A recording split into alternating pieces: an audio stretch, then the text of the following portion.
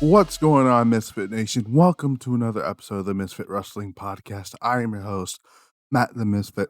Tonight, we're going to go over the final SmackDown of 2022, the final wrestling show of the year of 2022. And in my opinion, the best SmackDown of the Triple H era. The show was full of newsworthy stuff.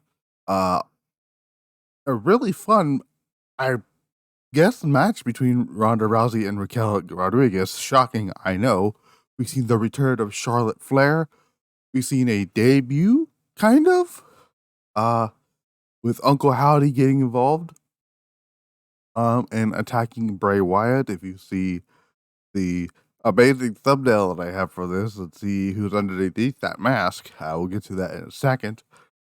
But if you like what you see here, hit the subscribe button, comment down below, hit the like button, do all that jazz. Follow the social medias, Misfit Podcast TV on Twitter, Misfit Wrestling Pod on Instagram, and Misfit Wrestling Podcast on the Facebook. And now you can find us on other platforms as well. Just type in Misfit Wrestling Podcast over on Spotify, Amazon Music, Audible, Google Podcasts. Now we are on Pandora and iHeartRadio. We're working on getting on Stitcher as well. I believe that's another one we're working on getting. So hold on to your hats on that one. I'm looking forward to that stuff. Everything we got going up on the podcast, everything on that good stuff. We recently did a Stardom Dream Kingdom review that went up on the channel yesterday, and I believe it is now up on the other podcast platforms. We also had Dynamite on Wednesday night. But that's all that good stuff here. First, I want to give my thoughts and prayers out to Don West's family. We found out earlier today that the legendary voice of TNA Wrestling for so many years, Don West, passed away due to his battle with cancer. So my thoughts and prayers go out to the Don West family and friends. That news was shared earlier today by Mike Tenay, one of my favorite commentators in the world, a very underrated commentary team of Don West and Mike Tenay from TNA. Doesn't get a lot of love, unfortunately, but he was a great commentator, color commentator. He and Mike Tenay played off each other very, very well. I loved it. Don West, you will be missed. Godspeed, my friend. But let's get into SmackDown, why don't we? SmackDown was a very interesting show. And it still was one of my favorite episodes of SmackDown this year. Imagine, it's kind of funny that the last live episodes of the year of the Triple H era end up being two of the best. Not last week, but oh no, it was last week. Last week's Raw was the best Raw of 2022, and this week's SmackDown was the best SmackDown of 2022, and it was also the best Raw SmackDown of the Triple H era. But SmackDown opened with Bray Wyatt. On the show, Bray Wyatt came out. He said what he did last week was uncalled for and unprofessional. Basically apologizing to the cameraman that he attacked. He said he didn't deserve it. And he was going to say more things. LA Knight came out, says that Wyatt is the master of mind games, and it doesn't matter who he's paid off one of his goons or dudes come out dressing like Uncle Howdy, or whatever he called it. He says he used to be a force. Says that he used to be something, but all he's proven as of late that he's a fraud. Says that he's the medicine. He says that at the Royal Rumble, he's gonna want to make a big splash on his first Royal Rumble, but basically beating Bray Wyatt's ass. Wyatt says, "You little idiot. Do you know who you?" He asks, "Who do you think you are? You know who I am? You don't. If you don't know, I can gladly show you and remind you and everyone else why I can be so cruel." Uh, and Bray Wyatt accepts the challenge of LA Knight. We find out later on in the show that the match is going to be the rumored pitch black match, whatever the hell that means. We'll find out in 3-4 weeks. We have 3 or 4 weeks of the build for the Royal Rumble, so we'll see what happens there. Uncle Howdy appears on the Titantron. Says, "Revel in what you are, embrace the dark." I love that line. Then this music, this dark, creepy music starts hitting. Out comes what we think is Uncle Howdy. I know commentators mentioned it was Uncle Howdy later on. Comes out looking slimmer than the guy who was supposedly being Uncle Howdy 2 weeks ago on SmackDown when Bray Wyatt was getting attacked by LA Knight. He comes in, puts his hat on the ringside, gets in the ring. Looks like he's standing across from both Bray Wyatt and LA Knight. Looks at Bray and LA Knight, so looks to side with Bray Wyatt, and then immediately hits him with a sister Abigail, and he just leaves. And LA Knight's like, "What the hell is going on here?" Now, you're probably wondering to yourself, well, who is the guy you have at your thumbnail? Well, based on how the mannerisms of who was coming out dressed as Uncle Howdy, doing the finger snapping, and how thin he was, and I noticed the type of glove he had on, which was one of those gloves that you can see like one of the palms of the hand. I saw tattoos. I saw a neck tattoo, and I seen a beard that looked awfully a lot like former Ring of Honor talent, former leader of the Righteous, Vincent. And if I had to bet money, which I'm not going to, I believe that was Vincent we saw tonight make his WWE debut, not even his main roster debut, his WWE debut as Uncle Howdy, I think, or Uncle Hopper. A lot of people saying Uncle Hopper, who we don't know. We don't actually know who this was. I know commentators, Michael Cole and Way both said earlier, this is Uncle Howdy, but we don't actually know that. Like, this person didn't come out and say, "I'm Uncle Howdy," you know? Now, if this ends up being, which I think is going to be revealed later, that this is going to be uh, Vincent, who I think is going to be revealed at the Royal Rumble. And I think the other guy who's being Uncle Howdy, quote unquote, was Dutch, also from the Righteous. They have been backstage at Monday Night Raw shows. They have been spotted in the crowd at NXT a few weeks ago. And I found a picture of when one time Vincent came out wearing a clown mask, and I seen it, and I'm like, So it gave me an idea. So I took the mask, a photo of Uncle Howdy's mask from WWE Shop, and then I cut out the mouthpiece area, and then cut out the eye holes, pasted it on the face of Vincent, and that's who it came out looking like. And now the more you look at it, like, yeah, that looks like Uncle Howdy, all right. Uncle Howdy looks like Vincent, or Uncle Harper, whatever you want to call it.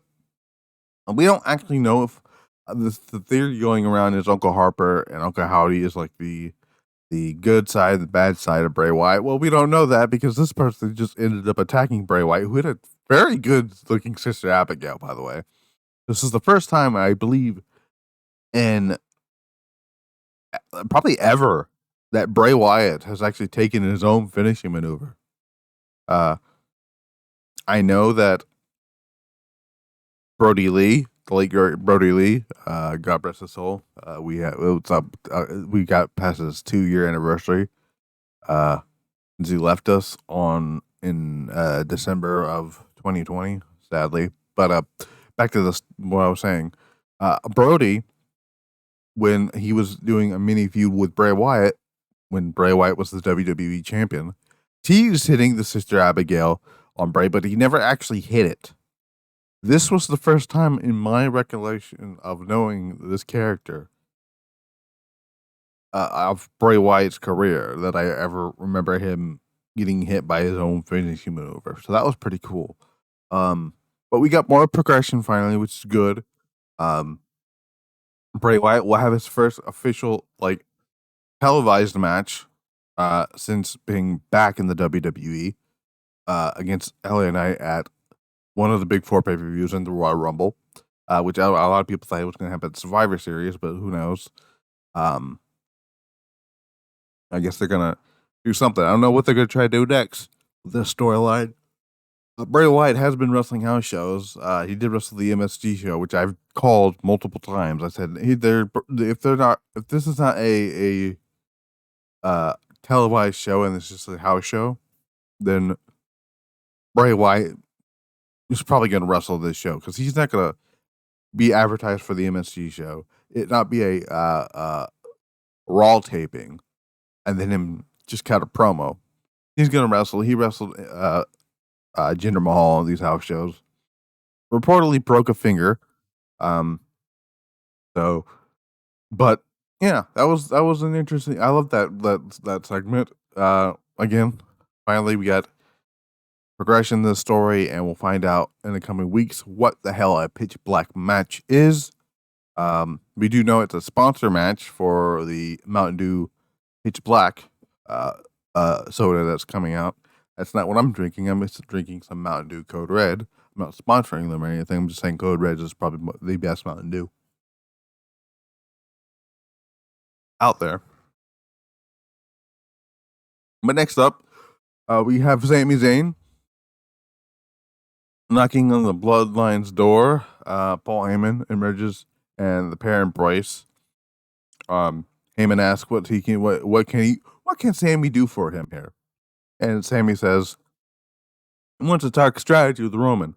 Or Heyman says he was just talking to Roman and hypes him up on Roman's behalf. Paul Heyman imparts some winsism on Sami, and Heyman says the world will be admiring Roman as the crowd chants on him, or whatever it is. Something.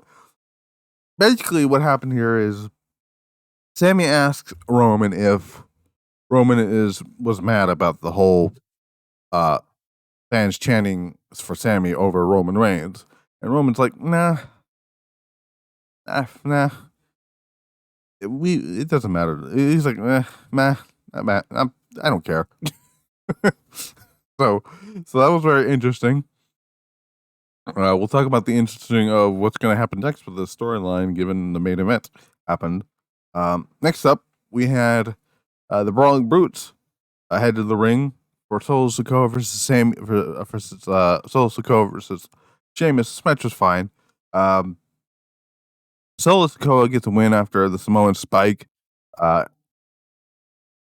Usos tried to basically off a distraction, hits the Samoan Spike for the win. Solo Sikoa on the rise here in WWE. Will eventually win the Intercontinental Championship from somebody, whoever wins it. After the match, Usos and Solo Sikoa attack Sheamus. Solo grabs a steel chair from the timekeeper's area. Sticks Sheamus' head through it. Drew McIntyre's music hit, and he comes back after, I believe he was sick. I believe it was. He heads to the ring because I believe he had. I think he had. What was he said he had? I think he had the flu or something. It was the flu. That's right. It was the flu. He come back from having the flu.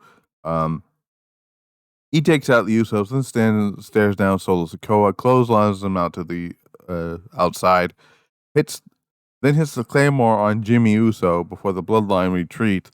McIntyre stands tall with the rest of the Brawling Brutes. It was announced that next week it's going to be the match that we were supposed to get last week. Yeah, the match we were supposed to get. No, not last week. 2 weeks ago. It was either last week or 2 weeks ago. The Usos defending the tag team titles against Sheamus and Drew McIntyre. That's gonna be a banger. Next up, we got a video package hyping the Ronda Rousey Raquel Rodriguez match, which is up next. Match is actually pretty good. Actually, the more I think about it, like it wasn't that bad, but this was probably Ronda's best match in her second run, and her best match. Well, no, actually, I take that back. The WrestleMania Backlash, last woman standing match, or was last woman standing, or it was I Quit match between Ronda and Charlotte. That was actually pretty good. This was her best match as the SmackDown Women's Champion. The finish was pretty cool here. So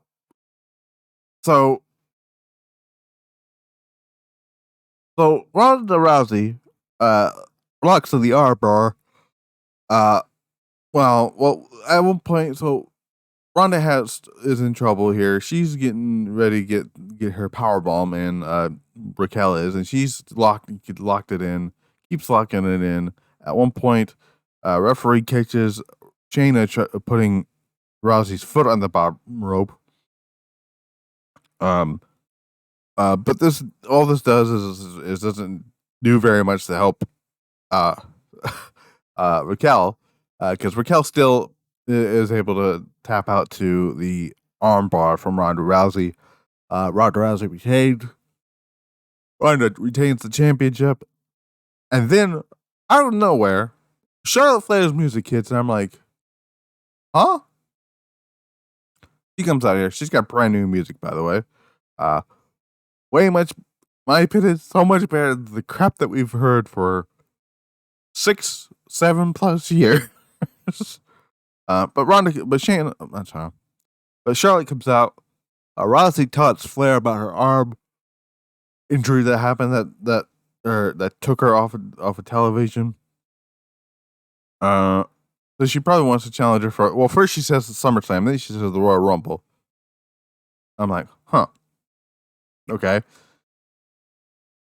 Charlotte says that she's not waiting until then. She's challenging her tonight. Ronda drops the title to her feet and saying she's feeling spicy while Shayna's trying to stop her from doing this. Bell rings.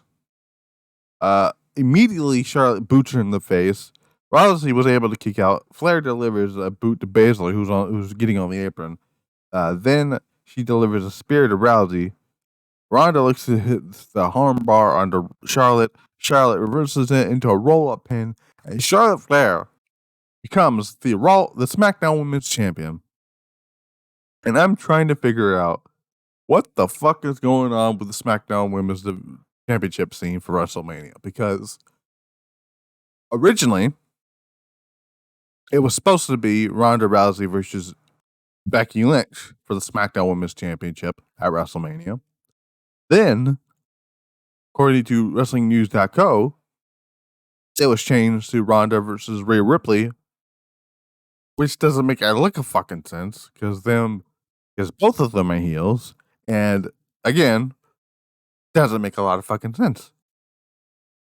So Charlotte comes out. She is now the women's champion.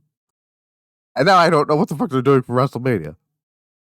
I don't know what Charlotte is doing for WrestleMania. I don't know what Ronda's doing for WrestleMania. My guess, now this is just me thinking about it here, I still think Rhea Ripley is winning the Royal Rumble. Originally, I had Rhea versus Bianca. That match could still happen, but I thought about it. I'm like, I would not be opposed for a WrestleMania 36 rematch between Ronda Rousey and Rhea Ripley, with the roles being reversed. That Rhea's the heel, Ronda's the babyface here, and Rhea Ripley, who's still over as fuck, she comes in and gets her win back in front of fans. That's one possibility. I wouldn't be opposed to it. But that leaves out, what do you do with Ronda? What do you do with Becky? What do you do with Bianca? Well, you can still do Ronda versus Becky without the championship. I still think that the match should have been for the title, but if you just want that match to be a non-title match, a special attraction type of match, you can do it without the championship. That's fine by me. But what do you do with Bianca? Well, this is the only name I came up with here. Um, I do not think they're gonna send Shayna Baszler to Raw. That would be a mistake, in my opinion. You could send her to Raw. I mean, they seem to care more about the women's division over there.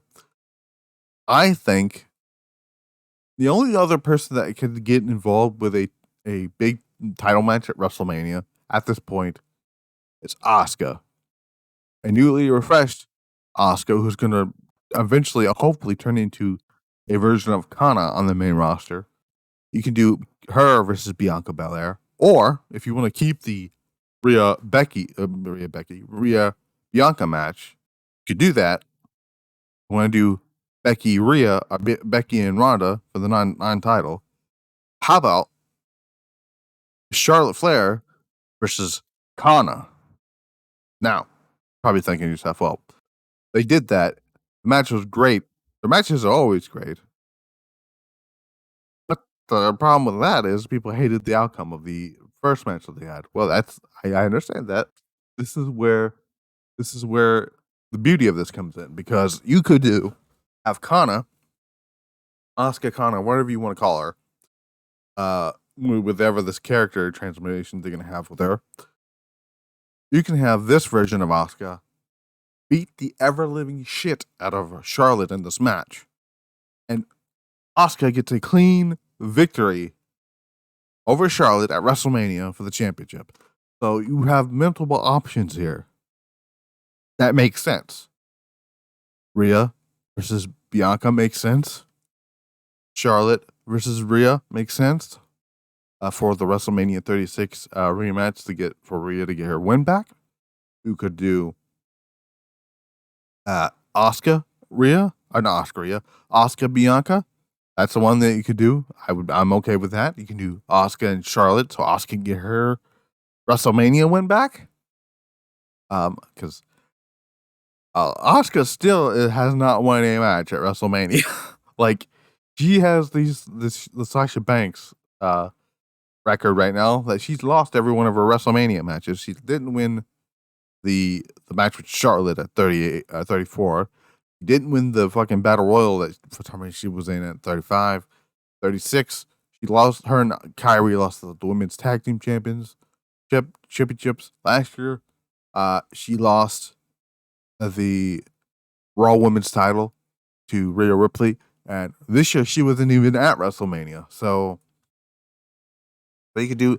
So there's multiple things you could do. What you don't do, there's two things you don't do. Do not put the title back on Ronda Rousey. If you're going to take the title off her, do not even attempt to put the title back on her. If you are going to do anything else with her, but do not put the title back on her. If that was what you were going to do this whole time, do not do that. The other thing to not do is do do fucking Bianca versus Charlotte at WrestleMania to unify the titles. We do not need another unification title match. Because guess what? As of right now, the unification of the tag team titles and the unification of the world titles are not working at all. Because if you notice, fucking Roman Reigns doesn't ever appear on Monday Night Raw, and the Usos every now and then will appear on Raw, but they never have a championship match against a Raw team. So keep wrestling people from SmackDown. So don't do that.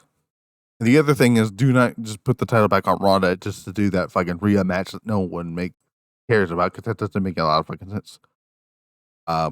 Now that also leaves you, well, what do you do with Shayna Baszler at WrestleMania? Well, I don't know. That's another thing. Like, I don't know. There's things you can do here. Like, I don't know.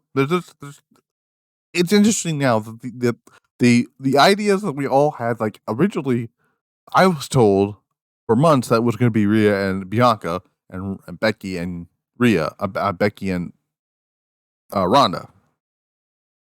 If those are not the matches right now, outside of the one that was apparently shat on by Triple H, he's like, what Rhea Ronda match are you guys talking about? There is none of that. I don't know, but that's the beauty of this thing because we don't know what's gonna happen, and I like that unpredictability. We don't know what the future holds for neither championship. Um, and the only two people who should be winning the Royal Rumble, the women's Royal Rumble, is Rhea Ripley or Becky Lynch. The money. The safe bet right now should be Rhea Ripley. I don't see anyone else winning the women's Royal Rumble this year outside of like I said, Rhea Ripley or not Ronda Rousey, Rhea or Becky. Those are the only ones I can think of. Next year, I mean 2024.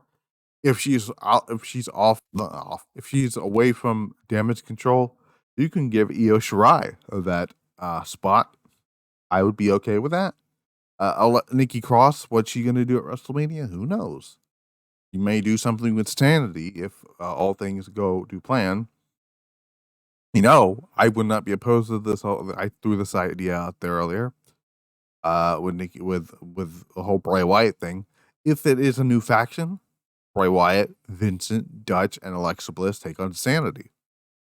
I mean, you could do that.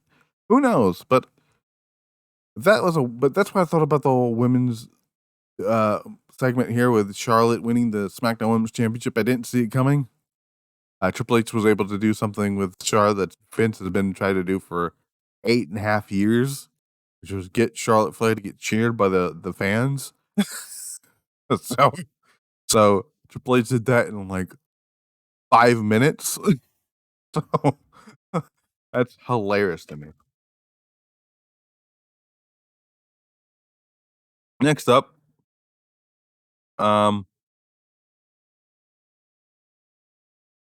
we got a video package, well, not a video package, but the video of Dominic Mysterio getting arrested over Christmas holiday. After showing up again to the Mysterio's house. I hope to God they do another one of these tomorrow, because if they don't, I'm gonna be so mad. I want to see Rhea and Dominic start shooting fireworks at the fucking house now. That's gonna be. I just can't wait to see what they're gonna do next. The fact that Rhea Ripley's making me like Dominic is insane. Man, just imagine that. 6 months ago, I would have said that this fucking group is dead in the water. Triple H takes over, and immediately the best thing on Monday Night Raw is fucking Judgment Day. It's very fucking weird to see that. Next up, you got a New Day, Shit Row, and Maximum Male Models, Madcap Moss, and all of them goofing off in the locker room area, joking around. Ricochet takes it a little too far with Top Dollar, and Top Dollar shoves them, all that stupid shit. We find out a little bit later on, they're bringing back Royal Rumble qualifying matches. Very happy about that. Just love seeing qualifying matches for matches that should be getting qualifying matches. This should be getting qualifying matches. The Elimination Chamber should be getting qualifying matches. And what's the other one that's getting the fuck is it? The fuck is that other match? Money in the Bank. Yeah, and if they're gonna do the King of the Ring or the Queen of the Ring, they should also get qualifying matches. So qualifying matches for matches that need qualifying matches. Don't just do what fucking did with Kofi earlier this month and just have him be like, hey, the Royal Rumble's in January. It's only like December 13th. I'm just gonna announce myself for the Royal Rumble. Don't do that for the rest of that. Don't do that forever. Don't just do a couple qualifying matches. Don't do like a bunch of these just to reveal who the fucking participants on. Just do like five qualifying matches on Raw for the women and the men on Raw and SmackDown, and then leave the rest of the field mystery, because that way we don't know who else is in it.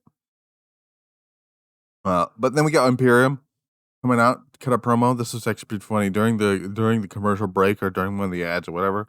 Imperium stood in their pose for like the entire fucking ad read. It was great. Ludwig Kaiser says 2022 was the year of Gunther, which is absolutely correct. Giovanni Vici says, no man on SmackDown will take the Intercontinental Championship away from Gunther. And Kaiser throws it to a video of his reign. That's when they're just standing there, like in that position, which is pretty cool. Braun Strowman interrupts the trio. Yawn. Excuse me, did I say Braun Strowman? I meant boring Strowman. Strowman takes notice of the video, says that he wasn't in it because Gunther hasn't beaten him. We find out a little bit later on, it's going to be find out that next week it's going to be Gunther versus boring Strowman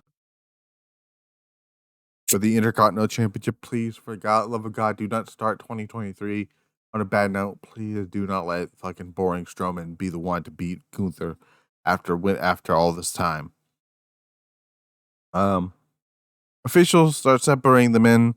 Yada yada yada. The segment was dog shit, if I'm being completely honest. Then we got the main event. Sami Zayn and Roman Reigns take on John Cena and Kevin Owens. This match was not very good, if I'm being completely honest. I understand that you don't want to get Cena injured before whatever he's got to do next. It is rumored that John Cena is rumored to take on Logan Paul. That should be fine. Logan Paul has impressed me as a professional wrestler, just not as a human being, but as a professional wrestler, he's getting it. So, Braun, as this match is happening, John Cena calling spots as he always does, trying to direct his movie here. Match happens. The match ends with Owens stunning Zayn for the win. Again, this match wasn't all that special. Nothing big happened on it. It was all right. It was whatever. But that was SmackDown. Cena has wrestled in every fucking decade. And has wrestled in 3-decade matches from 2002 to 2022 is 20-year reign. Is 20 years in the company, or in 20 years on the main roster rather. He has competed on, well, not competed. What's the word I'm looking for? He competed in a match every year. It's incredible to see that. But that was SmackDown. The final SmackDown of the year. Probably the best SmackDown of the Triple H era, in my opinion. And next week, like I said, we got Gunther, Braun Strowman, boring Strowman, Intercontinental title match, Top Dollar, and his shit row faction. He'll be taking on Ricochet for a Royal Rumble qualifying match. We'll find out what's next with Bray Wyatt, Uncle Vincent Howdy, and LA Knight. We'll find out what the hell a pitch black match is soon. We'll also find out what's next with, also next week at the tag team titles on the line, Usos taking on Sheamus and Drew McIntyre. So that will be interesting. Monday Night Raw also has some good stuff. Got Seth Rollins challenging Austin Theory for the United States Championship. We have Alexa Bliss challenging Bianca Belair for the Raw Women's title. So matches we actually thought were going to take place at the Royal Rumble are not happening at the Royal Rumble. They're just going to do them on live television. As we find out earlier today, they're not doing Ronda versus Raquel at the Royal Rumble. That was thrown out the window the minute they announced this match last week. So, but yeah, I hope you liked what you heard here. If you like all that stuff, subscribe, do all that stuff. Remember, we are on a lot of platforms now, not just YouTube. We are on Spotify. We are on Amazon Music, Audible, Google Podcasts, Pandora, iHeartRadio. I believe we're on Stitcher too. I could be wrong on that. I have to go look, but I'm pretty sure we're on Stitcher. Getting on Apple on Apple or iTunes, whatever you want to call it, is being very difficult at this moment here. Yeah, all the other ones, we're on there. We're doing our thing. I've been Matt the Misfit. This has been the Misfit Wrestling Podcast. Until then, I will see you back here next week for Raw. Then we got 2 shows on Wednesday. We got AEW Dynamite, the newly refreshed AEW Dynamite. That show is gonna be interesting. We also got Wrestle Kingdom 17. I'm still haven't decided if I'm gonna do predictions of that show or not. But I will try to cover that show best I can. Also, I've got the first SmackDown of 2023. But again, I've been Matt the Misfit. This has been the Misfit Wrestling Podcast. Until Monday night, I will see you guys later. We're out.